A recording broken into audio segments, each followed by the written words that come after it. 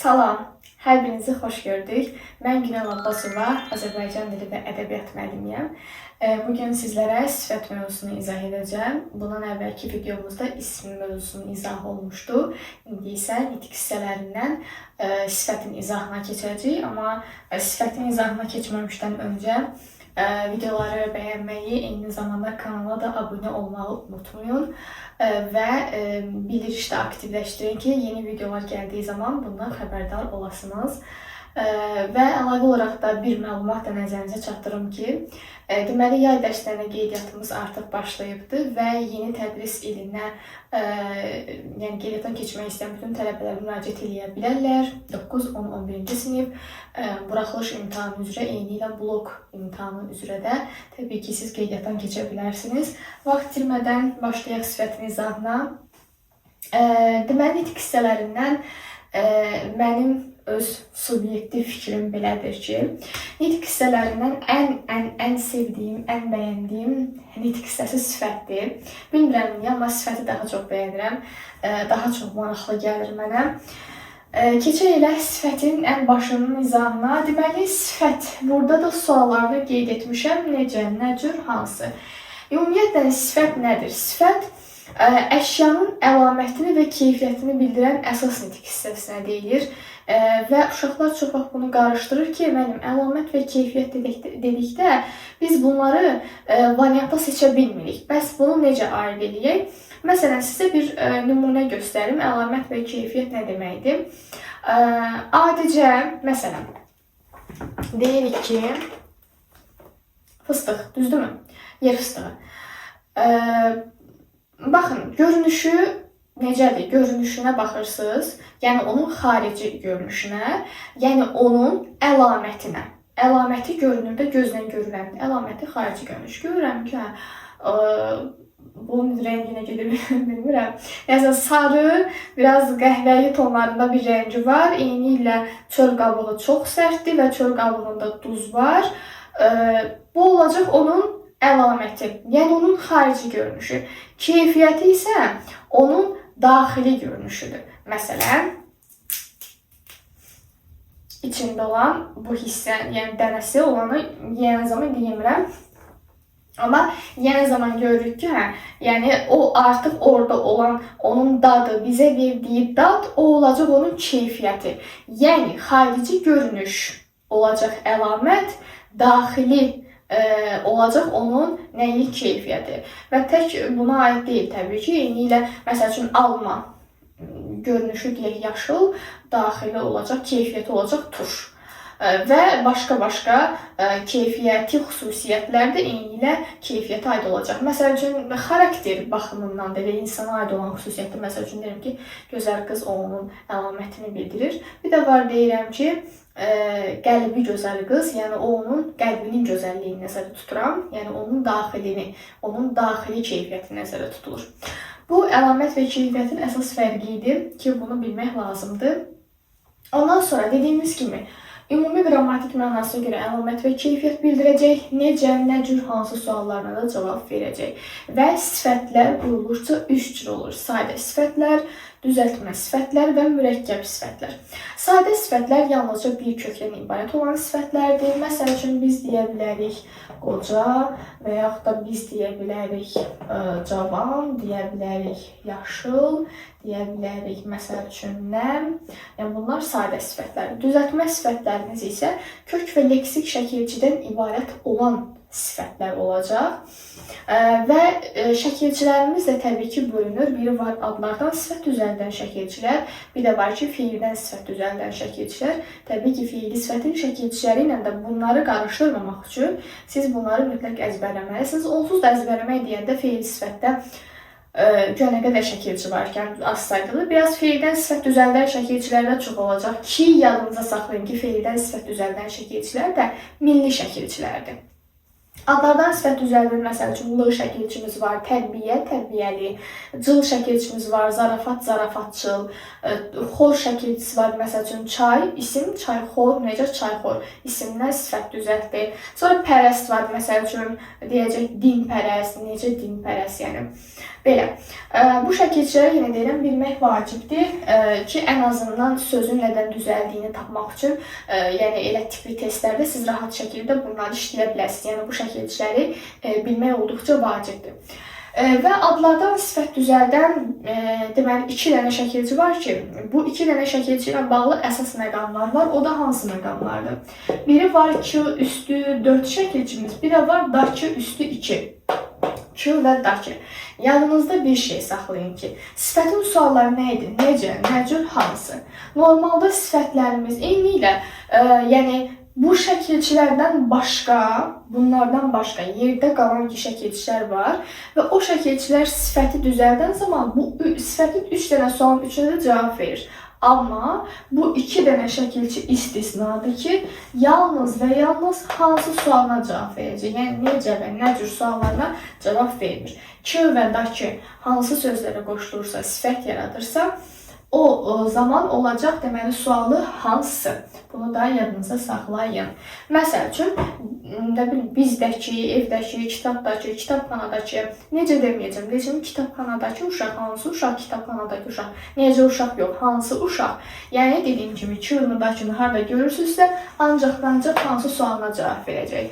Və bir də əlavə olaraq da belə bir qeyddə deyim ki, əgər Q və dakı şəkilçilərindən öncə, yəni sözdə görürsünüz ki, Q və dakı şəkilçisi var və özündən əvvəl əgər yəli kalın şəkilçisi olan ın, in, un, ün gəlibsə, bu formada artıq o sifət yox, isim olacaq. Məsəl üçün, bizimki. Kim? Bizimki. Səninki. Kim? Səninki. Evindəki. Kim? Evindəki. In, görürsünüz. Yəni dediyim kimi, Q və dakıdan əvvəl görürsünüz ki, ın, in, yəli kalın şəkilçisi var.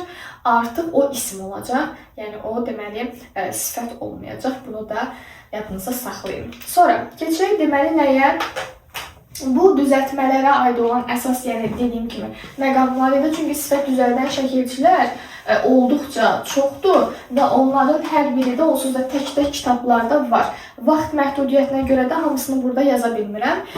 Dediyim kimi, kitabda onları əzbərləsəniz kifayətdir. Mən sizə əsas vacib olan məqamları vurğulayıram, qaydaları deyirəm ki, yəni nəyi yadınızı saxlayın, nələr vacibdir.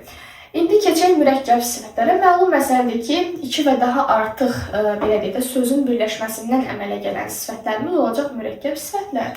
Və mürəkkəb sifətlərimiz bitişik yazıla bilər, defisdən yazıla bilər və bitişik yazılan məsəl üçün mürəkkəb sifətlərimiz olacaq açıq ürəkli, soyuqqanlı. Bilirsiniz bəzən nə verir? Məsəl üçün verir sizə açıq ürəkli. Testlərdə ən çox rastımıza çıxan sözlərdən də bu açıq rəngli. Açıq ürəkli yazacaqdım. Güya açıq rəng yazdım. Deməli, açıq ürəkli.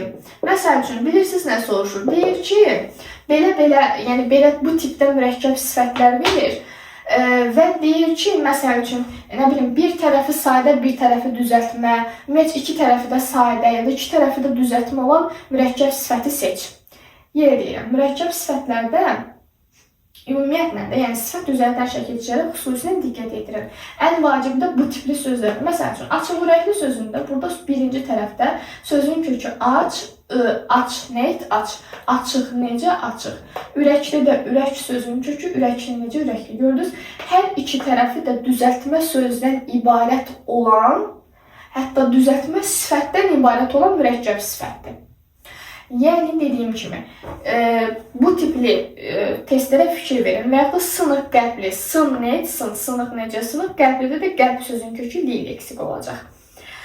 Və yaxud da ki, bilirsiniz necə olacaq? Bir tərəfi mənsubiyyət şəkilçili söz yazılacaq. Olacaq, bu da bayram qabağı. Məsəl üçün, bayram qabağı. Bayram qabağında görürsünüz, bayram elə bilin ki, burada yəli kaldadır, qabağı sözündə burada mənsubiyyətdir. Bayramın, yəni qabağı o mənada gedir.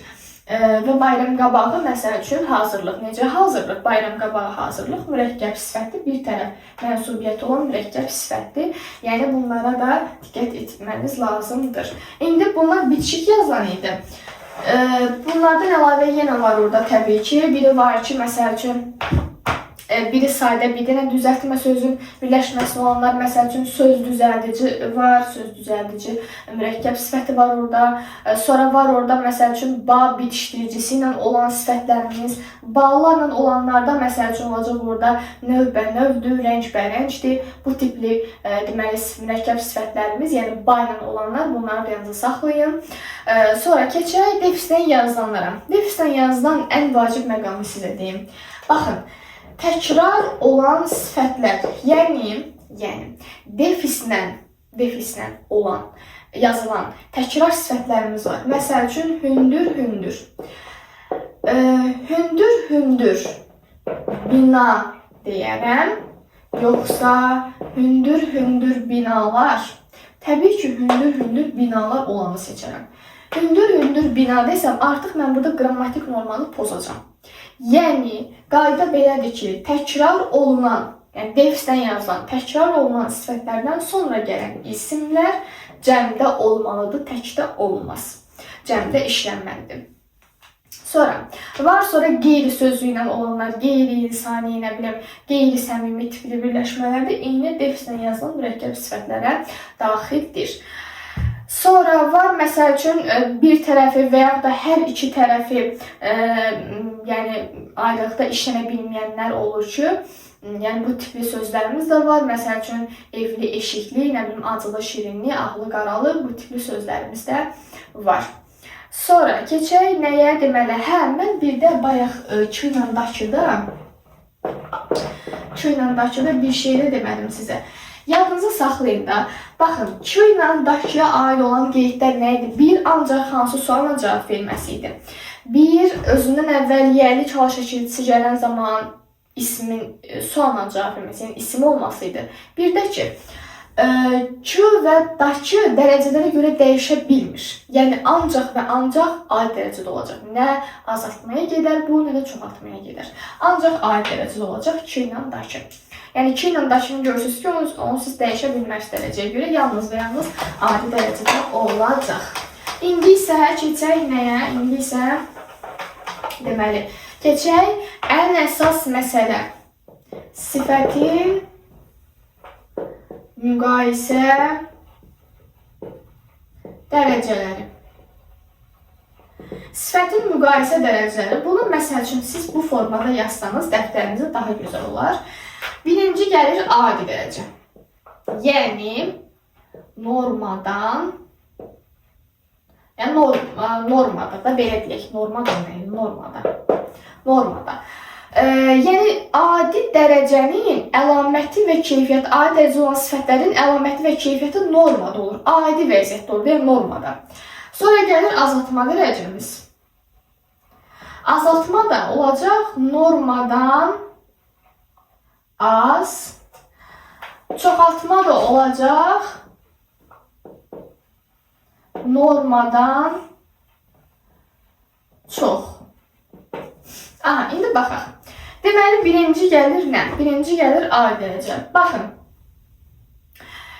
yaşıl, çəhrayı, sarı, qoca, kök, tənbəl, bu tipli sözlər gedir adi dərəcəyə. Bu tipli sözlər, sifətlər gedir adi dərəcəyə. Keçək azaltmaya. Azaltma dərəcəmiz iki yolla əmələ gəlir. Biri var morfoloji yolla, biri var sintaktik yolla. Morfoloji və sintaktik nədir? Deməli, morfoloji yol budur ki, şəkilçilərlə yaransın. Yəni, onun tərkibində şəkilçi olsun. Sintaktik yol odur ki, sözlərlə əmələ gəlsin. Məsəl üçün, indi mən bunlara nümunə yazım. Azaltmaya dediyim kimi, sintaktik və morfoloji yol olmaqla iki yerə bölünür. Bunlar hansılardır? Deməli, olacaq ımtıl, sonra ımtıraq, sonra sov, şın, yalnız, raq, rək. Bunlar azaltmanın morfolojisi idi. Yəni şəkilçiləri ilə olanları. Sarımtıl, nə bilim, qırmızımtıraq, uzunsov, sarışın, qarayanız, gödərək. Bunlar olacaq azaltmanın morfolojisi şəkilçilərinə olanlar. Keçək indi sintaktik olanlarına. Hansılardır onlar? Deməli, kəm, təhər, ala, açıq. Təhərlə kəm yazılacaq bitişik formada. Məsəl üçün, kəm şirin, qara təhər, bunlar. Yazılacaq bitişik formada. Ala yazılacaq defislə. Deməli, yox, bir də az. Ala ilə açıq yazılacaq defislə, az da yazılacaq ayrı. Təhərlə kəmlə yazılacaq bitişik. Düz indi biraz qarışıq kimi düşür. Siz bunu dəftərinizə belə qeyd edə bilərsiniz də. Deməli, təhərlə kəm yazılacaq bitişik formada, ala ilə açıq yazılacaq defislə, az da yazılacaq ayrı formada. Məsəl üçün, ala çiy deyirik, ala çiy yazılacaq, deməli, defislə, sonra açıq qırmızı olacaq, eyni ilə defislə, yəni azaltma dərəcəsindən. Görürsünüz, sözlərdən yarandı bunlar, sintaktik üsulla yarananlardır. Azdakı yazılacaq ayrı formada, məsəl üçün, az şirin. Sonra keçək çoxaltmaya. Deməli, çoxaltma dərəcəmizdə yenə eyni ilə azaltmada olduğu kimi, yəni bu da morfoloji və sintaktik üsulla yaranır. Morfoloji üsulla şəkilçilər olacaq, sintaktik üsul sözlər olacaq. Bunlar da hansı şəkilçilər və sözlərdir? Ümumiyyətlə, biri var ca üstü 2. Məsəl üçün, deyirik ki, belə deyək, yəni bu ca üstü 2 ca ədatı əslində. Körpəcədir, xırdacadır, bunlar olacaq. Amma yadınızda saxlayın ki, balaca sözü bura aid deyil. Çünki balaca sözü ali dərəcədədir. Çünki orada sözün kökü bala deyil ki, orada balaca şəkilçi olsun və ya da başqa nəsə. Ümumiyyətlə, balaca sözü ali dərəcədədir. Yəni biz onu adi kimi götürürük. Biri var ca üstü 2, bu olacaq çoxaltmanın morfolojisi. Bir də var m, p, r, s. Bu 4 dənə samit. M, p, r, s. Məsəl üçün, yamyaşıl, sapsarı, tərtəmiz, masmavi. Bunlar da yenə eyni qaydadan. Sonra, yəni bunları görürsünüzsə, bunlar samitdən olanlardır. Bu da şəkilçi olandır ki, bunlar deməli morfoloji üsulla yaranan çoxaltma dərəcəsində olan sifətlər olacaq. Və bir də ağa qoşulan ünsür var ki, orada şəkilçi kimi, ünsür kimi gedir. O da appaq birləşməsidir. Ağ-appaq. Ağ-appaq da çoxaltma dərəcəsində və olacaq, deməli, morfoloji üsulla yaranan çoxaltma dərəcəsində olan sifət. Yəni, appaq ünsürünü də unutmayaq. Elə bilin ki, çoxaltmada ağ 2 formada olacaq. Biri var morfoloji üsulla olan, deməli, hissəmiz. Bir də var sintaktik üsulla olan, yaranan ağ sifəti. Morfolojide olacaq, dediyim kimi, ağappaq, sintaktikdə isə düm olacaq. İndi keçək sintaktikə. Sintaktikdə isə tünd, düm, bir də zil var. Tünd yazılır defislə, düm yazılır bitişik, zil də yazılır ayrı. Aha, tünd qırmızı, düm ağ, zil qara. Bunlar da eyni qayda. Bir də ədatlarımız var ki, ən, lab, çox, daha, sonra olduqca ədatları. Bunlar da yenə eyni qaydada ayrı formada yazılacaq. Yəni, adi dərəcədə olan sifətlərin əvvəlində gəlir həmin bu ədatlarımız ki, yenə dediyim qayda bunlar ayrı formada yazılır. Sonra keçək nəyə? Bunlar dərəcələrə aid olan əsas, lazımi qeydlər idi. İndi keçək istisnalara. Deməli,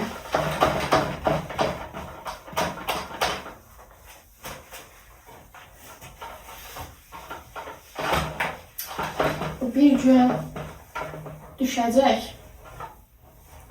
Amma o gün hansı gündür, onu bilmirəm. Deməli, əsas lazımi qeydlər. Büsbütün. Büsbütün sözü yadınızda saxlayın ki, zəft.